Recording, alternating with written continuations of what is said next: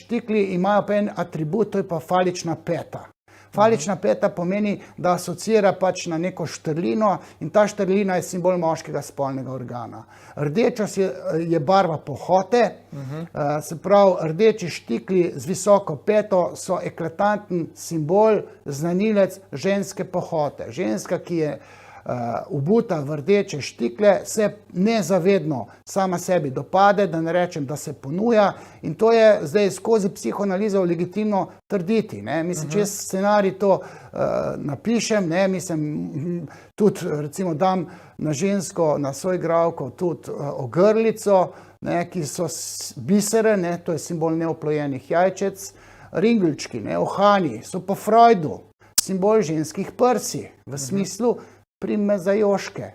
To je ta fantazma žensk, ki bi na vsak način rade imele neke uhane, torej dva uhana, moški z uhanom to ne paše, Štikli so pa še posebej ta znanilec ženske pohote. Tako da, sorry, ker to vidim in zdaj tale Urška Klakočar Zupančič ima nek okus, vse dobro napravlja, lepo se napravlja.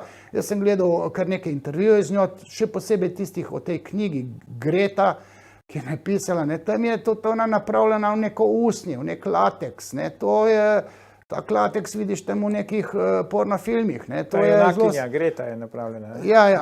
Ne, Greta. Urška na intervjuju, se pravi avtorica.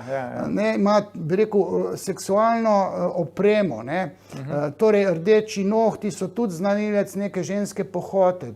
Ok, vse tu je tukaj bonton tudi, Tudi jaz sem bil tisti, ki se na oder postavil rdeče roke, rdeče, jaz rečem na odru, kremplje, se pravi nohte, to so tudi znanilec ženske pohote. Aseksualna ženska sploh nima rdečih nohtov ali pa barvilo, rdeča barva na ustnicah, To je tudi znanilec prekrvavljenosti spodnjih ustnic, se pravi vagine, to je pohota vagine. Potem, če so ustnice še mastne, pomeni spodnjo mastnost, razrajcanje ženske. To so vse simptomi, ki so izjemno opazni skozi psihoanalizo.